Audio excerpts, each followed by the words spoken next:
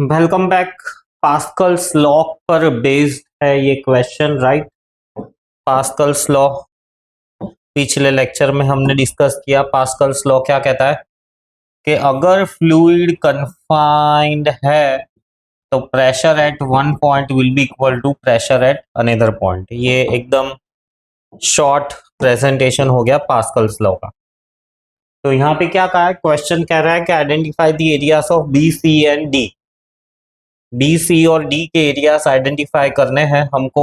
ए का दिया हुआ है, ए का हम ले लेते हैं, लेट्स से एरिया है स्मॉल ए, राइट। तो ए वाला जो पिस्टन है उसका एरिया है ए, बी पे फोर्स दिया हुआ है, सी पर भी फोर्स दिया हुआ है 2F, डी ऊपर पर फोर्स दिया हुआ है 3F। तो एज पर पास्कल्स लॉ हम ऐसा कह सकते हैं कि pressure at A will be equal to pressure at B equal to pressure at C equal to pressure at D. जो भी प्रेशर यहां पर अप्लाई करेंगे वो सब जगह से इक्वली डिस्ट्रीब्यूट होगा, राइट।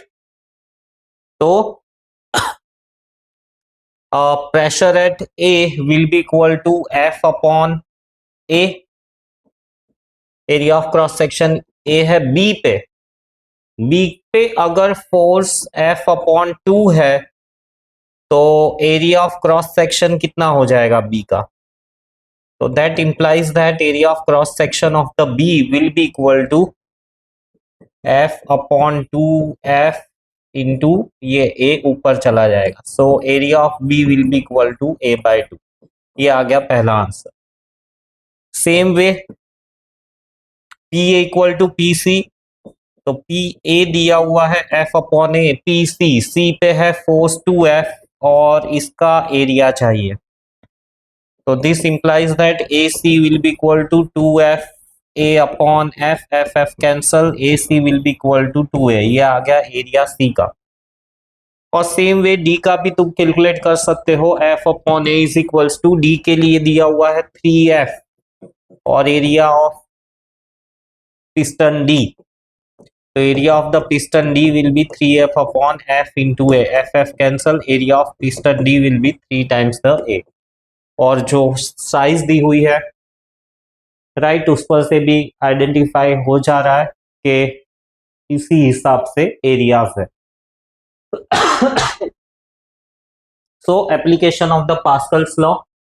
एक और न्यूमेरिकल है, क्या कहता है, two piston of hydraulic press. Hydraulic press यानी ऐसी ही ले लो तुम, ऐसा ही कुछ अरेंजमेंट होता है हाइड्रोलिक प्रेस का भी, राइट। ये छोटा वाला जो पिस्टन है और ये बड़ा वाला पिस्टन है। छोटे वाले पिस्टन पे हम हमेशा एफर्ट्स लगाते हैं, या तो मैकेनिकली या इलेक्ट्रिकली, बदले में यहाँ पर हमको लोड डिलीवर होता है या कुछ प्रेस करने को मिलता है। So two pistons of hydraulic press have a diameter of 30 centimetre, right. तो बड़ा वाला डायामीटर है 30 सेंटीमीटर का, छोटा वाला डायामीटर है 2.5 सेंटीमीटर का। Find the force exerted on the longer piston when the 50 kg weight. यहां पर अगर मैं एफर्ट 50 kg वेट का रखता हूं, उसको न्यूटन में कन्वर्ट करना है तो मल्टीप्लाई बाय 10 कर दो, तो 500 Newton's. If the stroke of the smaller piston is 4 centimetre, stroke यानी इसको मैं 4 सेंटीमीटर ही प्रेस कर सकता हूं, through which the longer piston moves after 10 strokes. तो यहां पर अगर मैंने 4 स्ट्रोक लगाए हैं, 4 स्ट्रोक लगाए हैं, 4 स्ट्रोक नहीं लगाए हैं, एक स्ट्रोक में 4 सेंटीमीटर जाता है, तो 10 स्ट्रोक के बाद में ये कितना ऊपर गया रहेगा। मतलब ये वो हैंडपंप की तरह, 1 स्ट्रोक, 2 स्ट्रोक, 3 स्ट्रोक, 4 स्ट्रोक, बदले में पानी जमीन से ऊपर की तरफ आता है, तो वो ढूंढना है। तो चलो सबसे पहले तो हम लोड ढूंढ लेते हैं, right. So pressure at A will be equal to pressure at B, क्योंकि कन्फाइंड है फ्लूइड, कहीं से भी लीक नहीं हो रहा है।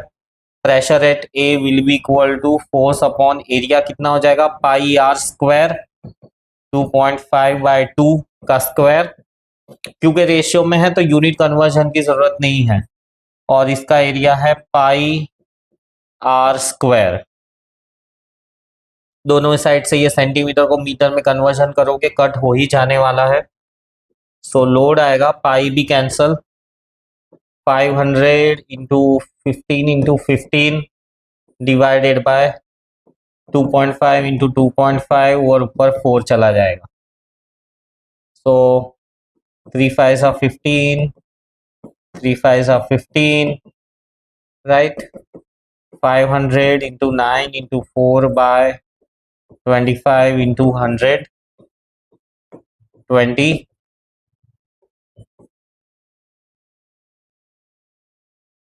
72,000 न्यूटन्स। और क्योंकि यहाँ पर किलोग्राम वेट में दिए था 7200 किलोग्राम वेट का लोड डिलीवर होगा दूसरे पिस्टन पे, बड़े वाले पिस्टन पे।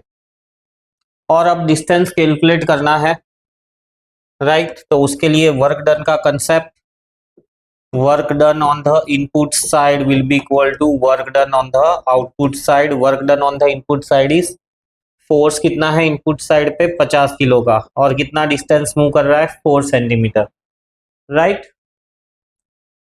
और दूसरी साइड पे हम लोग सेम चीज के वर्क डन आउटपुट में आ रहा है 7200 kg, और डिस्टेंस कितना मूव कर रहा है वो नहीं पता है तो उसको डी ले लेते हैं। ये सिंगल स्ट्रोक की बात हो गई। So D will be equal to 50 into 4 upon 7200, और D for 10 strokes, right? 10 strokes देने हैं मुझको, तो 10 स्ट्रोक्स में कितना मूव करेगा, तो ये वाला मल्टीप्लाइड बाय हो जाएगा 10। इसको सिंप्लीफाई कर दो, 2 जीरोस कैंसल, 5/18,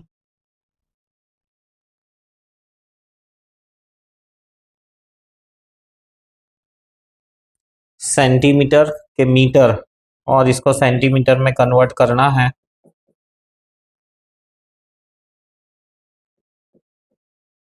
सो 25 सेंटीमीटर, 25 सेंटीमीटर नहीं, ये सब हमने सेंटीमीटर में ही लिया था।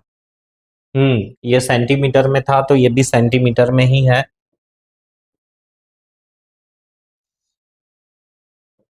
सो 5/18 सेंटीमीटर। तो इसको अगर हम डिवाइड करके देखें,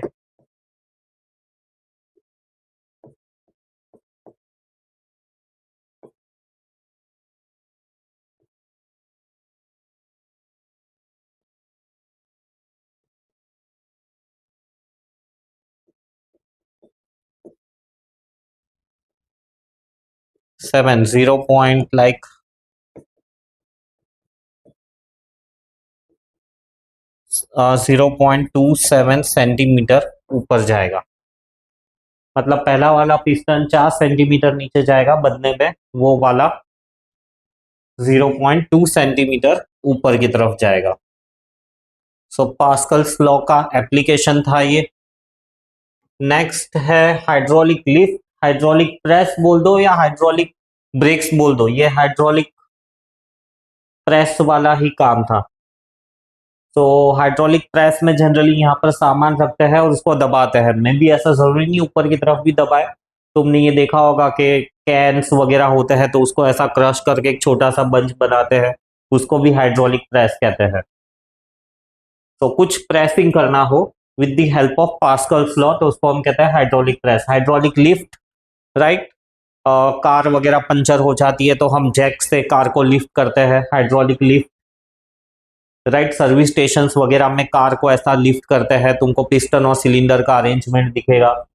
तो that is additionally you call it as a hydraulic lift. Hydraulic brakes, generally cars trucks वगैरह में हाइड्रोलिक ब्रेक्स होते हैं, या तो लिक्विड होता है या तो एयर होता है, राइट? ट्रेन्स में भी हाइड्रोलिक ब्रेकिंग सिस्टम होती है। ट्रेन में से भी काफी बार देखा होगा कि जब चेन पुलिंग होती है तो हवा निकलती हुई आवाज सुनाई देती है। तो क्या होता है, चेन पुलिंग के वक्त सडनली प्रेशर रिलीज हो जाता है। प्रेशर रिलीज हो जाता है तो ब्रेक्स ऑटोमेटिक लग जाती है। जब तक प्रेशर बना हुआ है ब्रेक्स दूर दूर रहेगी, जैसे ही प्रेशर रिलीज होता है ब्रेक्स लग जाएंगे।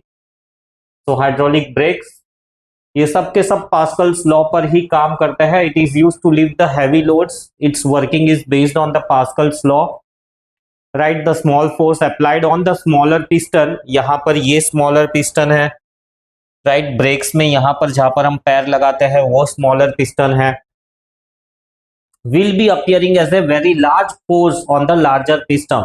सो ये मैग्नीफाई होके दूसरी जगह पर लगता है। देखो यहाँ पर भी हमको मिला किसी 50 किलो के वजन से हमको 7200 केजी वेट का, राइट, जो एफर्ट था वो कितना सारा मल्टीप्लाई हो गया।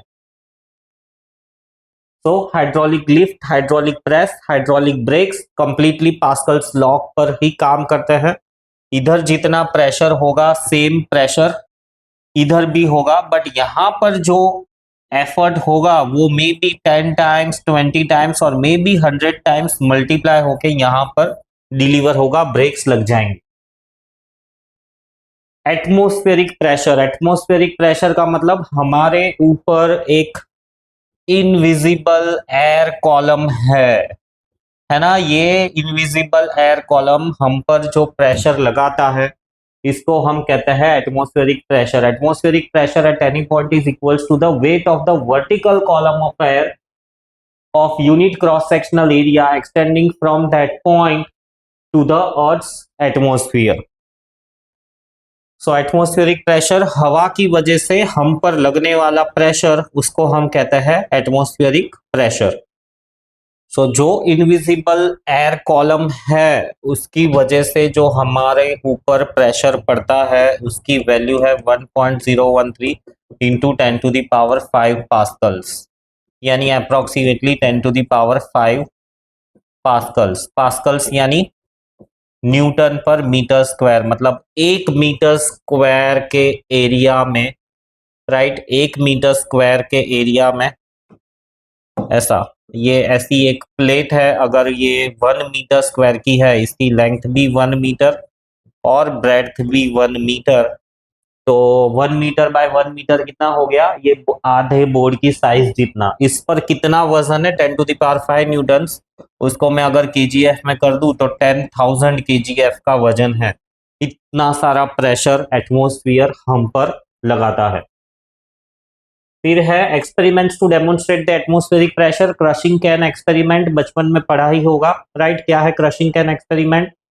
पानी लेते हैं कंटेनर में, प्लास्टिक का या टीन का कंटेनर है, थोड़ा सा पानी लिया हुआ है, क्वार्टर लेवल तक का पानी को गर्म करते हैं उबाल आने तक। तो जो भी वेपर्स होंगी वो सारी वेपर्स अंदर से हवा को बाहर कर देगी।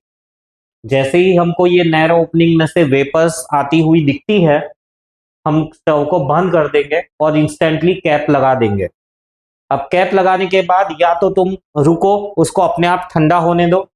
जैसे ही वो अपने आप ठंडा होता है हमको क्लियरली दिखेगा कि वो अपना शेप खो रहा है, मतलब कि ऐसा हमको दिखेगा कि कोई उसको प्रेस कर रहा है। और जल्दबाजी में देखना है तो उसके ऊपर बर्फीला ठंडा पानी डालो। तो जैसे ही बर्फीला ठंडा पानी डालोगे तब भी ये सेम चीज के उसको कोई क्रश कर रहा है ऐसा तुमको दिखाई देगा। तो ऐसा क्यों हो रहा है? जैसे जैसे ठंडा होगा ना, अंदर की सारी वेपर्स कंडेंस होके वापस पानी में गिर जाएगी। अल्टीमेटली अंदर बचा वैक्यूम और बाहर है एटमॉस्फेरिक प्रेशर। तो ये एटमॉस्फेरिक प्रेशर डोमिनेट कर जाएगा वैक्यूम के सामने और अल्टीमेटली बॉटल को क्रश करने लगेगा। जो बॉटल है वो अपना शेप खो बैठेगी। सो ये एक एक्सपेरिमेंट है जो डेमोन्स्ट्रेट करता है एटमॉस्फेरिक प्रेशर को, राइट। फिर नेक्स्ट है टॉर्सिलिस एक्सपेरिमेंट। टॉर्सिली ने एटमॉस्फेरिक प्रेशर मेजर करने के लिए कि उसकी एग्जैक्टली वैल्यू कितनी है, ये वैल्यू जो हमने देखी ये टॉर्सिली ने ढूंढ के बताई थी सबसे पहले। तो उसने क्या किया था, टॉर्सिली ने एक ऐसी लंबी ट्यूब ली, टेस्ट ट्यूब, और इस टेस्ट ट्यूब के अंदर उसने मर्क्यूरी भर दिया। 1 मीटर लंबी ट्यूब थी ये, 100 सेंटीमीटर लंबी ट्यूब थी। और इस 100 सेंटीमीटर लंबी ट्यूब में मार्किंग किया हुआ था इस ट्यूब में, 100 सेंटीमीटर लंबी ट्यूब थी, उसमें पूरा मर्क्यूरी भर दिया। इस भरे हुए मर्क्यूरी को एक ऐसे कंटेनर में जिसमें ऑलरेडी मर्क्यूरी था उसके अंदर उल्टा कर दिया। तो उसने क्या देखा कि धीरे धीरे जो मर्क्यूरी का लेवल है वो नीचे आते जा रहा है। फाइनली एक लेवल पर आकर मर्क्यूरी रुक गया। ऊपर जो खाली बचा जगह बची उसको हम कहते हैं टॉर्सेलिस वैक्यूम। अब क्यों मर्क्यूरी एक जगह पर आकर रुक गया? तो इसमें से कंक्लूजन ये मिलता है कि मर्क्यूरी का ये जो कॉलम है, कॉलम यानी इतना जो मर्क्यूरी है, राइट, वो उतना ही प्रेशर कर रहा है, क्रिएट कर रहा है जितना के एटमॉस्फेरिक प्रेशर बाहर से ये खुले हुए मर्क्यूरी पे कर रहा है। वंस अगेन, जैसे ही ट्यूब को बाउल में इन्वर्ट किया, level of mercury started falling और वो फिर एक जगह पर आकर रुक गया। जो खाली जगह बची उसको हम कहते हैं टॉर्सिलिस वैक्यूम।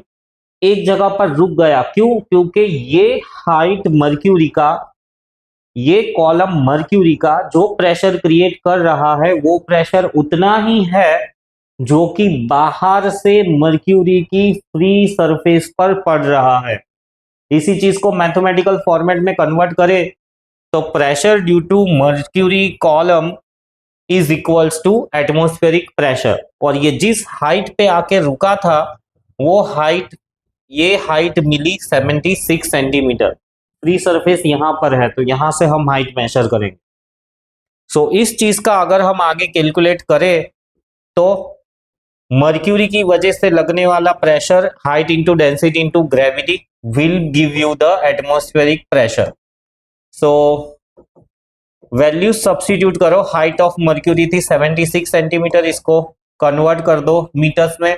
डेंसिटी ऑफ मर्क्यूरी ऐसा यूनिट में है 13,600 kg पर मीटर क्यूब। और gravity at a place let say 9.8 है तो ये मिलता है 1.013 into 10 to the power 5 Pascals, जिसको हम राउंड ऑफ लेके लिखते हैं 10 टू द पावर 5 पास्कल्स। इसको हम कहते हैं 1 ATM या 1 बार भी कहते हैं। ये था टॉर्सिलिस एक्सपेरिमेंट जिसने एटमॉस्फेरिक प्रेशर को मर्क्यूरी के हाइट के टर्म्स में डेमोन्स्ट्रेट किया। फिर नेक्स्ट आता है calculation of atmospheric pressure at the sea level. तो सी लेवल पे एटमॉस्फेरिक प्रेशर कितना होगा? तो ये जो अभी मैंने कैलकुलेट करके बताया सेम उतना ही एटमॉस्फेरिक प्रेशर, राइट, सी लेवल पे है। Mercury exactly 76 centimetre, right. Mercury की जो ट्यूब होगी, इस ट्यूब में ये बाउल है, राइट, यहां तक मर्क्यूरी भरा हुआ है तो एग्जैक्टली 76 सेंटीमीटर की हाइट मिलेगी सी लेवल पे। अब अगर तुम माउंट एवरेस्ट पे चले जाओगे तो माउंट एवरेस्ट पे हाइट कितनी मिलेगी? 76 सेंटीमीटर नहीं मिलेगी, इनफैक्ट वहां पे कुछ कम ही मिलेगी।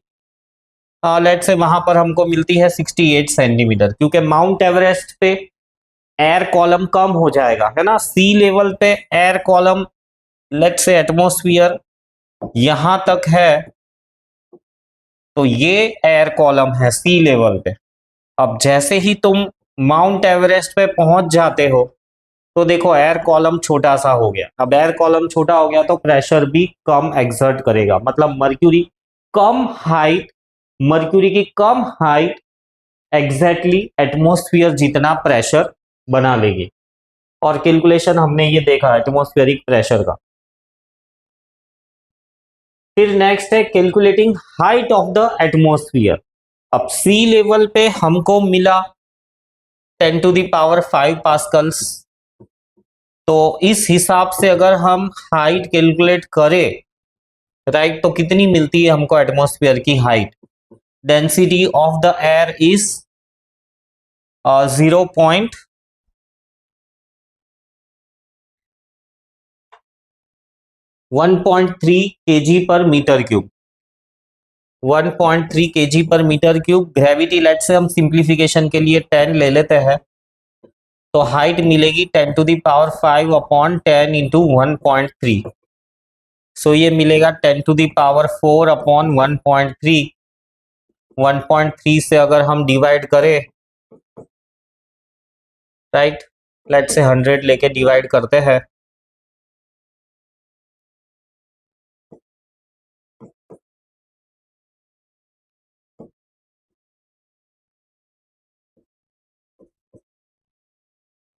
सो 100 लिया था मैंने, राइट, और ये इसका 10 ऊपर जाएगा, यानी 10⁵ यानी 10⁵ इंटू 7.6। तो ये अप्रोक्सीमेटली आएगा 7.6 किलोमीटर, यानी अप्रोक्सीमेटली लेट्स से 8 किलोमीटर। सो हमारे एटमॉस्फेयर की हाइट है 8 किलोमीटर। ट्रू और फॉल्स? राइट, मर्क्यूरी के हिसाब से हमने हाँ प्रेशर मेजर किया तो 10⁵ पास्कल्स मिला। अब इसी प्रेशर को हम मेजर करते हैं एयर कॉलम से, कि लेट से मैं अभी यहाँ पर सी लेवल पर हूँ और मेरे ऊपर ये एयर कॉलम है, तो ये हाइट कितनी होगी? मुझे ऑलरेडी पता है कि यहाँ पर प्रेशर है 10⁵ पास्कल्स। ये जो हवा है उसकी डेंसिटी पता है 1.3 kg पर metre cube. So H rho g of the air is going to create this much amount of pressure. So height मिलती है मुझे अप्रोक्सीमेटली 8 किलोमीटर। ये एब्सोल्युटली राइट नहीं है, हमारा एटमॉस्फेयर तो ऊपर कुछ 12-15 किलोमीटर तक एक्सटेंड होता है, बट जो हवा हमारे ऊपर प्रेशर क्रिएट करती है वो 8 किलोमीटर तक ही है। उसके ऊपर भी एटमॉस्फेयर है बट डेंसिटी काफी कम होती जाती है। जो हमारा एटमॉस्फेयर है वो फिक्स डेंसिटी का नहीं है। हवा की डेंसिटी अर्थ के सरफेस के पास में 2-5 किलोमीटर तक काफी ज्यादा है, फिर धीरे धीरे धीरे हवा की डेंसिटी कम होती जाती है। तो इसीलिए इस कैलकुलेशन के हिसाब से तो हमें 8 ही किलोमीटर मिलता है, राइट। सो एटमॉस्फेरिक प्रेशर ये सी लेवल पे हमको मिला, और जैसे जैसे ऊपर जाएंगे ना एटमॉस्फेरिक प्रेशर कम होता जाएगा, और काफी लेट से ऑलमोस्ट 25-30 किलोमीटर ऊपर जाके ये लाइन जीरो को टच होगी, तब जाके प्रेशर ऑलमोस्ट जीरो हो जाता है एटमॉस्फेयर की वजह से। सो हमारे कैलकुलेशन के हिसाब से 8 किलोमीटर तक ही वो हवा है जो प्रेशर क्रिएट करती है, बाकी ऊपर भी एटमॉस्फेयर है, काफी दूर दूर तक एक्सटेंड होता है। ऐसे तो कहते हैं 400 किलोमीटर दूर तक जाता है अर्थ के सरफेस से, बट 8 किलोमीटर तक ही वो हवा है जो हम पर प्रेशर क्रिएट करती है। उसके ऊपर जो है डेंसिटी काफी काफी कम है। नेक्स्ट है various units for the atmospheric pressure. तो सबसे पहले वाला यूनिट है 1 atm, जिसका रिलेशन हो जाएगा 10⁵ पास्कल्स या न्यूटन पर मीटर स्क्वायर कह दो।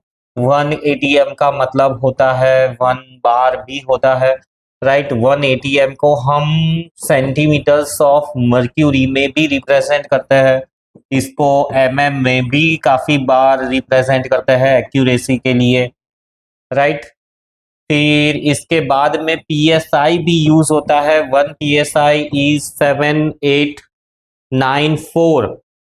7894 pascals. 6894 pascals, 6894 pascals, right. So ये अलग अलग यूनिट से psi जनरली गाड़ियों में जो हवा भरते हैं, राइट, हमारे जो व्हीकल के टायर्स होते हैं उसमें जनरली 20 से 30 psi की हवा होती है, इतना प्रेशर रहता है। तो ये कुछ यूनिट्स है जो हम यूज करते हैं एटमॉस्फेरिक प्रेशर को डिनोट करने के लिए। फिर नेक्स्ट है measurement of pressure difference. Pressure difference वही के एक पॉइंट और दूसरे पॉइंट के बीच में कितना प्रेशर डिफरेंस है। तो यहाँ पर मुझे ढूंढना है PA माइनस PC कितना होगा। तो PA माइनस PC के लिए मुझे तो सिर्फ हाइट ही पता होनी चाहिए, डेंसिटी पता होनी चाहिए इस लिक्विड की, और ग्रेविटी पता होनी चाहिए। ए को पैरेलली शिफ्ट करूं तो ये रहा पॉइंट B, और इन दोनों के बीच में जो प्रेशर डिफरेंस होगा delta P will be given by height of the column, density of the fluid into gravity. इस तरह से हम प्रेशर डिफरेंस मेजर करते हैं। नेक्स्ट आता है बॉयंसी या बॉयंट फोर्स। बॉयंसी मतलब upward force acting on the object when it is placed in the fluid. कोई भी ऑब्जेक्ट हो, कोई भी ऑब्जेक्ट हो, किसी भी फ्लूइड में रखोगे तो फॉर श्योर वेट नीचे की तरफ और एक अपवर्ड फोर्स एक्ट होगा, जिसको हम कहते हैं बॉयंट फोर्स, या इसको हम अप थ्रस्ट भी कहते हैं।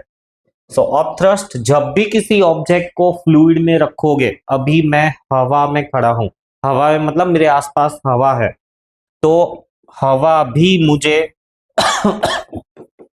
अप थ्रस्ट दे रही है, पर मैं ऊपर नहीं चला जाता क्योंकि वेट जो मेरा नीचे की तरफ एक्ट हो रहा है ना, ये ज्यादा बड़ा है एज कंपेयर टू अपथ्रस्ट। अगर अपथ्रस्ट ज्यादा बड़ी होगी, जैसे कि हॉट एयर बलून ले लो या तो हीलियम फील्ड बलून ले लो, तो उसमें अपथ्रस्ट बड़ा होगा, वेट कम होगा, तो अल्टीमेटली वो ऑब्जेक्ट ऊपर की तरफ जाएगा। तो बॉयंसी का मतलब है, बॉयंसी का मतलब है upthrust experienced when anything is placed in the fluid, upward force experienced when anything is placed in the fluid.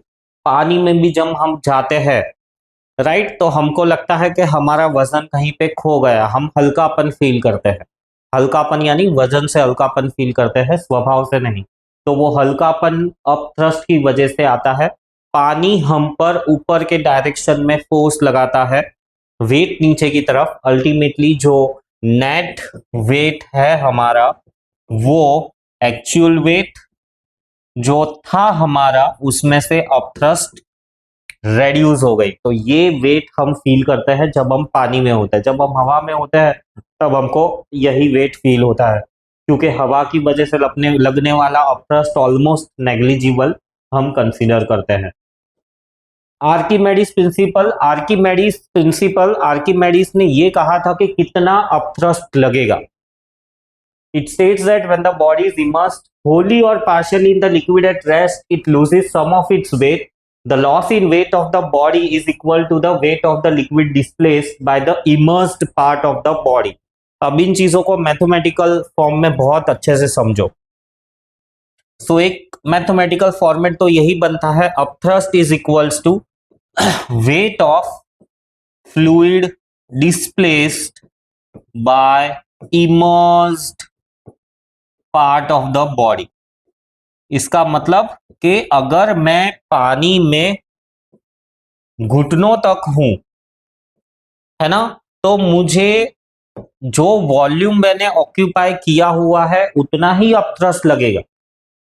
अगर मैं पानी में गर्दन तक हूं, तो मैंने जितना वॉल्यूम डिस्प्लेस किया है उतना ही अपथ्रस्ट लगेगा। मतलब कि मैंने जिस पानी को उसकी जगह से हटाया है उतना ही पानी मुझे अपथ्रस्ट देगा। पूरा का पूरा समुंदर मुझे अपथ्रस्ट देने के लिए नहीं आएगा, राइट। ये ऑब्जेक्ट है, राइट, किसी फ्लूइड के अंदर है, तो इस ऑब्जेक्ट ने कितना लिक्विड डिस्प्लेस किया है, इस ऑब्जेक्ट ने इतना ही फ्लूइड डिस्प्लेस किया है। मतलब इस वॉल्यूम का जो फ्लूइड है उसका जो वजन है उतना ही अपथ्रस्ट मिलेगा। ये सारा फ्लूइड मिलके उसको अपथ्रस्ट नहीं देने वाला है। तो ये एक मैथमेटिकल फॉर्मेट है अपथ्रस्ट का। फिर इसके आगे इसको इक्वेशन फॉर्मेट में कन्वर्ट करना चाहो, एग्जैक्टली वेट ढूंढना चाहो, तो वो भी हम कर सकते हैं, राइट। इसी इक्वेशन को मैं लिखूं तो कुछ ऐसा होगा, upthrust will be equal to weight का formula, right, mass into gravity. ये कौन सा मास है? Mass of fluid displaced. जितना फ्लूइड मैंने उसकी जगह से हटाया है वो, राइट। और इसके ऊपर आता है U equal to W T weight. ये कौन सा वेट है? Weight of the fluid displaced. इसको फर्दर एक्सपांड करूं तो मास को मैं लिख सकता हूं volume into density into gravity. तो यहां पर ये कौन सा वॉल्यूम हो गया? ये वो वॉल्यूम होगा, volume of fluid displaced. Volume of fluid displaced मतलब जितने पानी को मैंने उसकी जगह से हटाया है। Rho stands for density of fluid और G stands for gravity, right. अब इधर एक और चीज ये भी है कि volume of fluid displaced will also be equal to volume of solid या ऑब्जेक्ट इनसाइड द फ्लूइड। ये जो मैंने दो डायग्राम्स बनाए हैं उनका मैथमेटिकल फॉर्मेट कि भाई जितना पानी मैंने डिस्प्लेस किया है वो कितना होगा, जितना वॉल्यूम मेरे पैरों का है। जितना पानी मैंने डिस्प्लेस किया है वो कितना होगा, जितना वॉल्यूम मेरा यहां तक की बॉडी का है। तो ये दो चीज हमेशा सेम रहने वाली है। ये अपथ्रस्ट के अलग अलग इक्वेशंस। अपथ्रस्ट को ऐसे भी लिख सकते हैं, upthrust is equals to loss in weight of object. मतलब मेरा वजन हवा में कुछ है, राइट, और मेरा वजन पानी में कुछ है। लेट्स से पानी ले लेता हूं मैं फ्लूइड की जगह पे, तो इससे भी मुझे अपथ्रस्ट मिलेगा। सो देखो कितने सारे अलग अलग तरीकों से मुझे अपथ्रस्ट मिल सकता है, वो आर्किमेडिस प्रिंसिपल कहता है। थोड़ा और एक्सप्लेनेशन, मतलब कि अब देखो जैसे इधर ये सॉलिड आधा डूबा हुआ है पानी में, तो मैं कितना वॉल्यूम लूंगा पानी का, तो ये सॉलिड का ये जो वॉल्यूम डूबा हुआ है, राइट, वॉल्यूम जितना पानी के अंदर है उतने ही वॉल्यूम का ये लिक्विड लूंगा मैं, और फिर उसमें से ये फॉर्मूला में लगा सकता हूं। या तो फिर मुझे इतने डिस्प्लेस्ड पानी का डायरेक्टली वजन दे दिया है तो ये फॉर्मूला लगा सकता हूं, या सब इतना डिस्प्लेस्ड पानी का मास दिया हुआ है तो ये फॉर्मूला लगा सकता हूं। तो ये मल्टीपल फॉर्मूलाज है टू कैलकुलेट अपथ्रस्ट, जो कि आर्किमेडिस प्रिंसिपल से मिलते हैं। क्या कहता है आर्किमेडिस प्रिंसिपल कि when a body is immersed Holi और पार्टली, पूरी की पूरी डूबी हुई है या पार्टली डूबी हुई है, वो उसका कुछ ना कुछ वजन लूज करेगी। जितना भी वजन लूज किया है is equal to weight of the liquid displaced by the immersed part of the body. So बहुत ही क्लियर होना चाहिए ये स्टेटमेंट और उसके मैथमेटिकल फॉर्मेट्स। इतना काफी है आज के लेक्चर के लिए। अगले लेक्चर में फ्लूइड स्टैटिक्स, हाइड्रोस्टैटिक्स को फर्दर डिस्कस करेंगे।